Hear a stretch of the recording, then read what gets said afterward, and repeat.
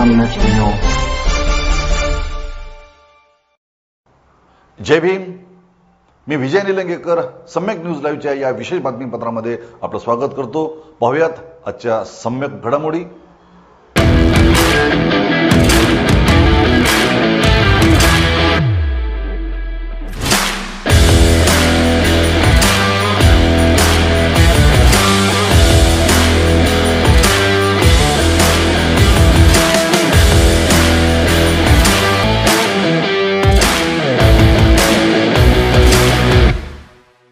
आघाडीमध्ये ती येतील अशी आम्ही असं अपेक्षा धरतो किंवा त्यांना असं आम्ही विनंती करू. माझं उत्तर त्यांच्या प्रश्नाला प्रकाशजीने उत्तर दिलेलं आहे.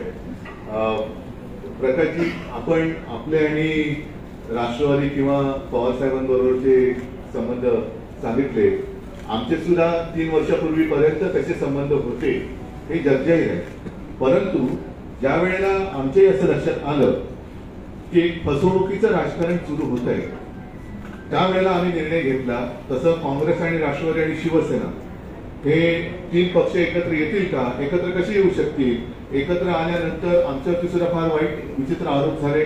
पण त्या सगळ्या आरोपांना आणि आरोप करणाऱ्यांना राजकारणात आम्ही पुरून उरलो आणि जवळपास 2.5 वर्ष हे सरकार, महाराष्ट्र महाविकास आघाडीचं सरकार आपण यशस्वीपणाने चालवलं. मुळामध्ये हेतू चांगला असेल तर सगळ्या गोष्टी पुढच्या चांगल्या होतात. आणि मी मुद्दामून आपल्यासमोर माहिती देऊ इच्छितो की असं काही नाहीये की काल रात्री आम्हाला स्वप्न पडलं की चला आपण एकत्र येऊया आणि आज आम्ही एकत्र आलो. यापूर्वी सुद्धा आमच्या काही बैठका झालेल्या आहेत, चर्चा झालेली आहे. काँग्रेस बरोबर सुद्धा चर्चा झालेली आहे, अगदी राष्ट्रवादी बरोबर सुद्धा चर्चा झालेली आहे. आणि महाविकास आघाडीमध्ये आपण येण्यासाठी कोणाची तशी काही ना आहे असं काही दिसलेलं नाही. एक गोष्ट नक्की की काँग्रेस, राष्ट्रवादी आणि शिवसेना हे 3 पक्ष एकत्र आल्यानंतर 3 पक्षांचे काही मित्र पक्ष आहेत. मग आमचं असं ठरलं की महाविकास आघाडीमध्ये ज्या त्या पक्षांनी आपापल्या मित्र पक्षांचं हित सांभाळायचं आणि एकूण जर आपण एकत्र आलो नाही तर मग वैयक्तिक युतीला काय फायदा आहे.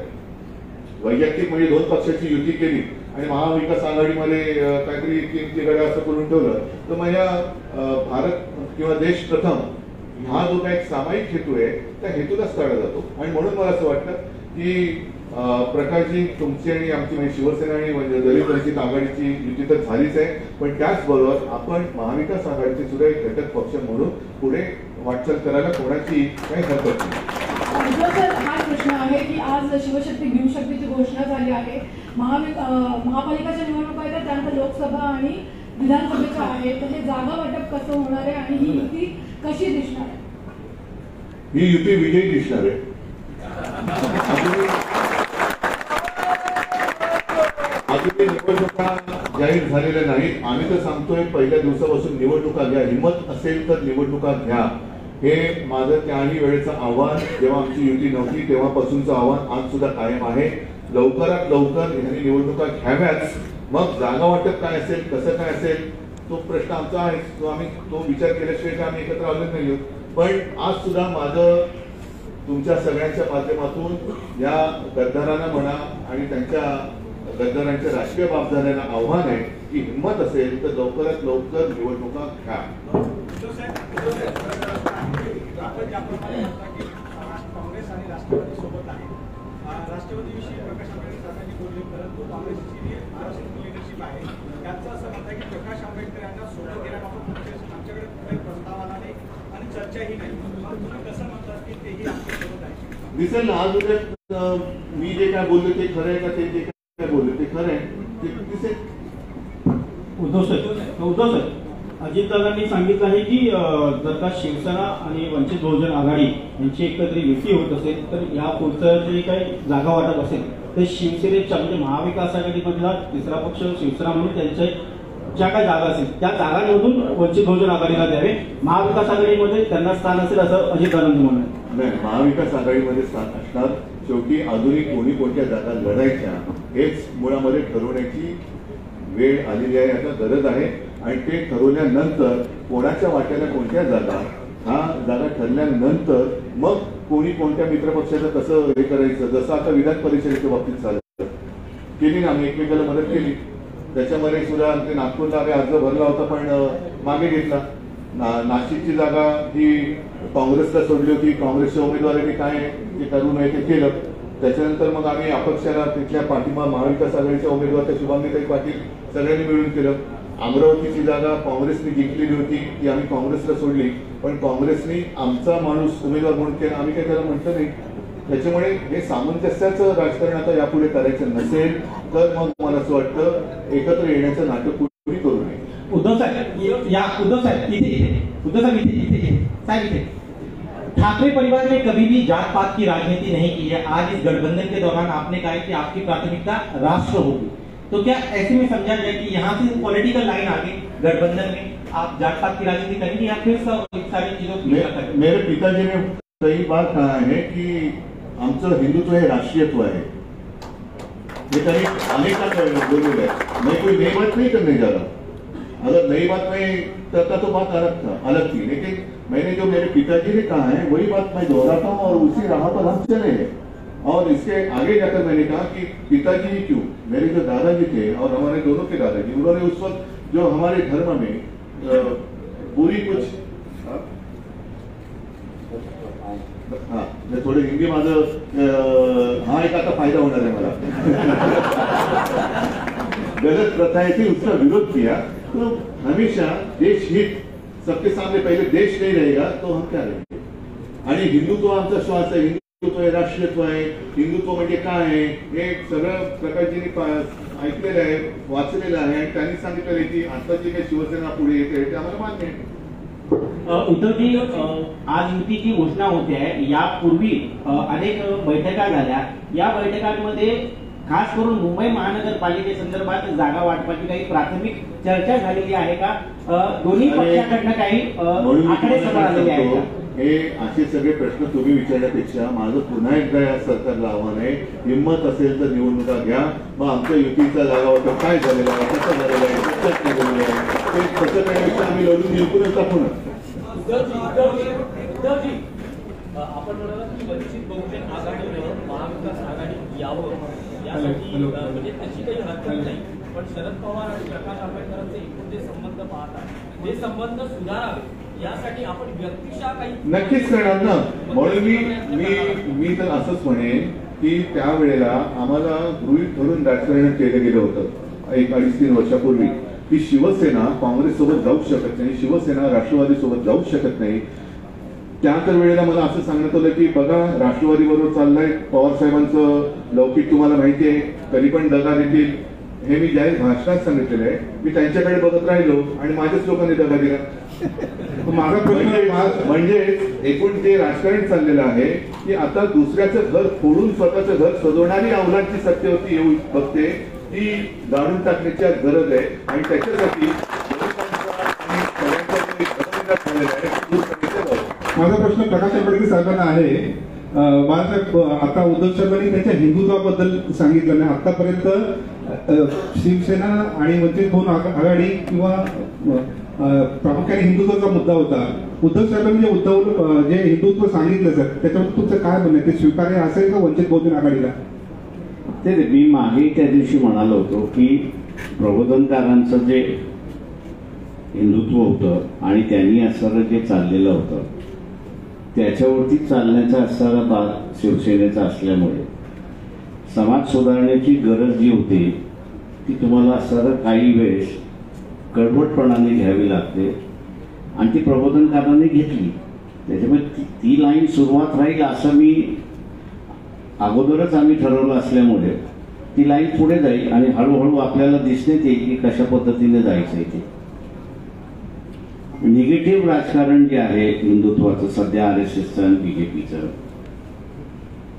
द्वेषाचं जे आहे ते आम्ही ख्रिश्चनांच्या विरोधात, आम्ही मुसलमानांच्या विरोधात आणि म्हणून सगळ्यांनी एकत्र या असं जे आहे याच्यापेक्षा समाज व्यवस्था एकत्र कशी आली पाहिजे, कुठच्या मुद्द्यांवरती आली पाहिजे, ती कशा पद्धतीने येईल याची असणारी मांडणी आम्ही करत जाणार आहोत. देखा गया है कि जो गठबंधन होते शिवसेना के साथ जो गठबंधन हुआ वो हमेशा मातोश्री पर हमने देखे. इस बार आप यहाँ पर आए हैं, क्या इसके पीछे? मैं कई दिनों से यहाँ आना चाहता था लेकिन कोई बुला नहीं रहा था मुझे. त्यालाच अनुसरून असेल की एकंदरीत उशीर झालाय का आंबेडकरांचं तुमच्याकडून? आता ते म्हटलं की आम्हाला पण बोलावलं नव्हतं. नाही, उशीर कोणत्याही गोष्टीला होत नसतं. उशीर झाला तरी चालेल, पण सुरुवात होण्याची गरज असते. ती सुरुवातच झाली नाही. आंबेडकर साहेब, एक प्रश्न आहे की मागच्या निवडणुकीमध्ये लोकसभा आणि विधानसभा निवडणुकीमध्ये सगळ्यात जास्त वंचित बहुजन आघाडीने काँग्रेस आणि राष्ट्रवादीचं नुकसान केलं. त्याच्यामुळे काँग्रेस आणि राष्ट्रवादी तुम्हाला यावेळेस सहन करण्याच्या स्थितीत नाही असं दिसतं. त्यावेळेस तुम्ही एक सेकंद, त्यांनी उत्तर देण्याच्या आधी गेल्या लोकसभेला आणि विधानसभेला यांनी नुकसान केलं असेल, पण आम्ही तर काँग्रेस आणि राष्ट्रवादीच्या विरोधातच लढलो होतो.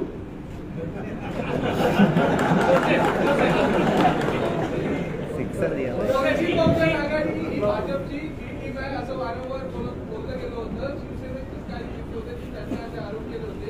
मग आता पुन्हा एकदा शिवसेनेची युती भाजपच्या युती बरोबर झाली असं म्हणायचं. जिथे भाजप बरोबर आमची युती होते आणि त्यांनी आम्हाला दगाफट्टा केल्यानंतर मग किती टीम ABCD काय करायचं, म्हणजे आमची एक टीम बरोबरच युती असताना त्यांनी ती युती त्यांच्या स्वार्थापायी मोडली.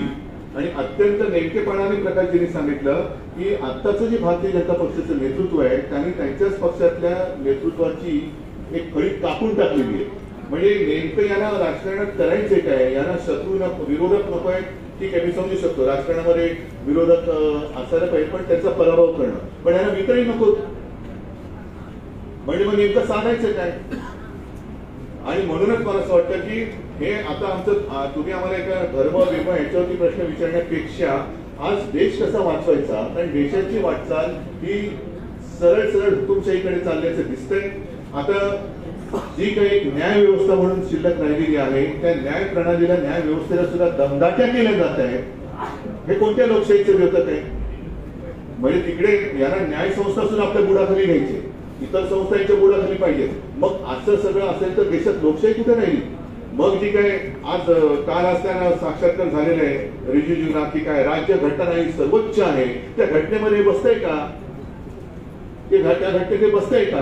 घटनेने प्रत्येकाचे अधिकार हे आपण रेखून दिलेले आहेत. मग तुमच्या अधिकारावरती अतिक्रमण करणं हे कसलं घटक आहे.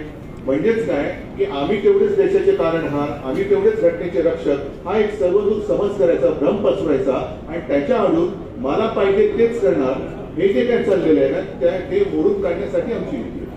मला असं विचारायचं की आठवले भाजपसोबत गेल्यानंतर बॅलन्स ऑफ पॉवर हे आम्हाला असं तळागाळाचे प्रश्न पडले.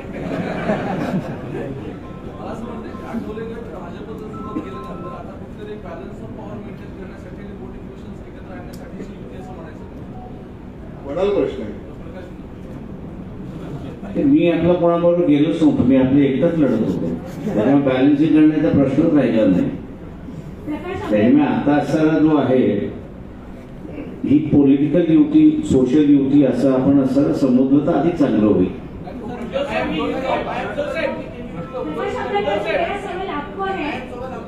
मेरा सवाल एक आपको है, आपकी आलोचना की गई कि पिछले इलेक्शन में बीजेपी की बी टीम थे, आप अभी शिवसेना के साथ जा रहे हैं, राष्ट्रवादी और एनसीपी और कांग्रेस के साथ आपका कैसा आगे गठबंधन कैसा रहेगा, आपकी राजनीति उनके साथ कैसी रहेगी. देखिए सवाल जो आपने जो पूछा है वो लोकसभा के वक्त जो है कांग्रेस और एनसीपी दोनों का ये सवाल था कि हम लोग कह रहे थे कि हम उनके साथ आने के लिए तैयार है और हम लोग की मांग ये थी 12 लोकसभा की सीटें हैं कि जो एनसीपी और कांग्रेस 5 बार हारी हुई है, जो जीती नहीं है. हम उनसे ये कह रहे थे कि भाई इन 12 सीटों में से आप हमसे शेयर कर लीजिए. कांग्रेस शेयर करने के लिए तैयार नहीं थी. अब वजह क्या है मैं आज नहीं बताना चाह रहा हूं, लेकिन जब उनको पता चला कि MIM के साथ में हम लोगों का जो समझौता था वो उनके लिए दिक्कतें खड़े कर रहा है, तो उन्होंने ही आरोप लगाया, कांग्रेस और एनसीपी ने आरोप लगाया कि हमको जो है वो बीजेपी ने खड़ा किया. सवाल यह है कि उनको जीतना था या हारना था। पिछले लोकसभा की इलेक्शन में हम लोग 65 लाख वोट लिए थे। अगर उसकी जोड़ अगर एनसीपी और कांग्रेस में हो जाती तो शायद मेरे ख्याल से 20-20 सीटें दोनों जीते, ऐसी एक परिस्थिति है। सवाल यह है कि इसमें अगर कोई तथ्य होता तो लोग हमारे पीछे नहीं होते, लेकिन कांग्रेस की जो रणनीति थी, एनसीपी की जो रणनीति उस वक्त थी, अब मेरे ख्याल से उसको पीछे छोड़ना चाहिए। जो बातें हो गई उसको हम लोग ने भूलना चाहिए, नया रास्ता अपनाना चाहिए। और इसलिए मैं नया रास्ता अपनाने से कह रहा हूं कि जो डिक्टेटरशिप आ रही है, आज मैं लोगों से कह रहा हूं कि आज तक राजनीतिक पार्टी और राजनीतिक नेता ही आरोप कर रहे हैं कि डिक्टेटरशिप आ रही है। अब मैं लोगों को डिसाइड करने को कह रहा हूं कि बीबीसी की जो फिल्म है 2004 की बात है, 2 बार उसके बाद मोदी जी को प्राइम मिनिस्टर लोगों ने बना दिया। मतलब उस इंसिडेंट का लोगों पे कोई असर नहीं हुआ। ये परिस्थिति होने के बावजूद भी आज 2022 में बीबीसी कुछ दिखा रही है तो हम उसको टॉलरेट नहीं कर रहे, हम उसको सहने के लिए तैयार नहीं है। मैं आप लोगों से ये पूछ रहा हूं कि ये जो मानसिकता है कि हम किसी को सहन करने के लिए तैयार नहीं है, क्या ये निर्देश करती या नहीं करती है कि हम लोग डिक्टेटर की ओर बढ़ रहे हैं और एक नया डिक्टेटर इस देश में पैदा हो रहा है? इसका फैसला आम लोगों ने लेना चाहिए और आम लोगों ने अपनी राय बनाना चाहिए।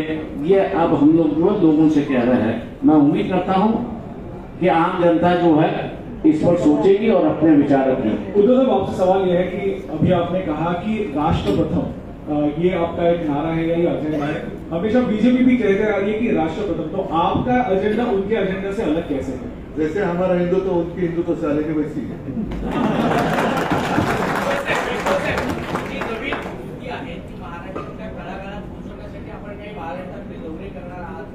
आणि दुसरा प्रश्न असा आहे की गेल्या महिन्याभरापासून तैलचित्राचा जो विषय आहे, तैलचित्र विधिमंडळात लावण्यात येणारं, आपल्याला निमंत्रण आहे, आपण पाहिलं नाही, अशा वेगवेगळ्या गोष्टी बाहेर ऐकायला येत होत्या, त्यावर आपलं काय मत आहे? एक पहिला मुद्दा असा आहे की मी स्पष्ट करू इच्छितो, आता जे प्रकाशजींनी सांगितलं की नया रास्ता आणि त्याच्याबरोबर काँग्रेस आहे, राष्ट्रवादी आणि शिवसेना आहे, असे सगळे एकत्र आहेत आणि प्रकाशजी नया रास्ता म्हणतात, त्याच्याबरोबर नया रास्ता आणि नया रिश्ता रिश्ते की नई शुरुआत हम करने जा रहे हैं।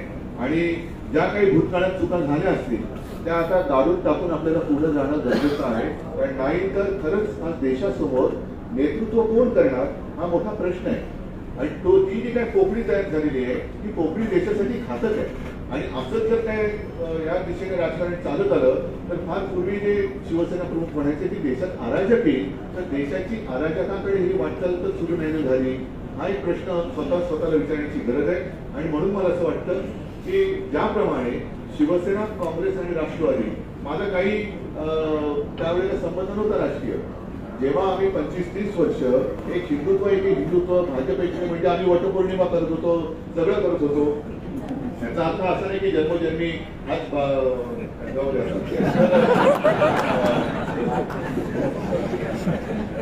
पण त्यांनी मात्र काही करायचं, त्यांनी पीडीपी बरोबर बसायचं, त्यांनी यांच्या बरोबर जायचं, त्यांनी त्यांच्या बरोबर जायचं, म्हणजे आम्ही वटपौर्णिमा करतो आणि ते बाहेर खाली पण असं हिंदुत्व आम्हाला मान्य नव्हतं।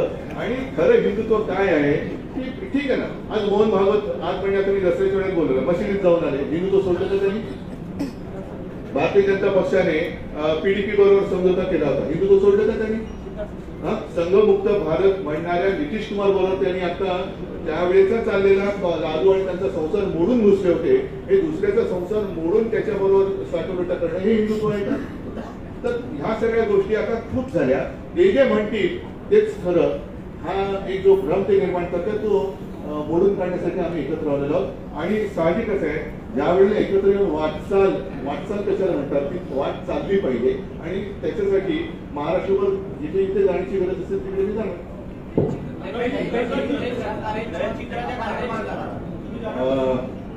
तैलचित्राबद्दल बोलणं कठीण आहे. याचं कारण शेवटी मला असं वाटतं आज संजय राऊत यांनी सामनाचा अग्रलेख चांगला लिहिलेला आहे. त्याच्यात त्यांनी मंबाजी वगैरे असं ते आता सगळं तुम्हाला माहिती आहे की ही जी काही घिसाडघाई चाललेली आहे त्याच्यावरती आता थोडंसं मी संध्याकाळी बोलत नाही. आता सगळं बोलत संध्याकाळी तुम्ही येणार नाही.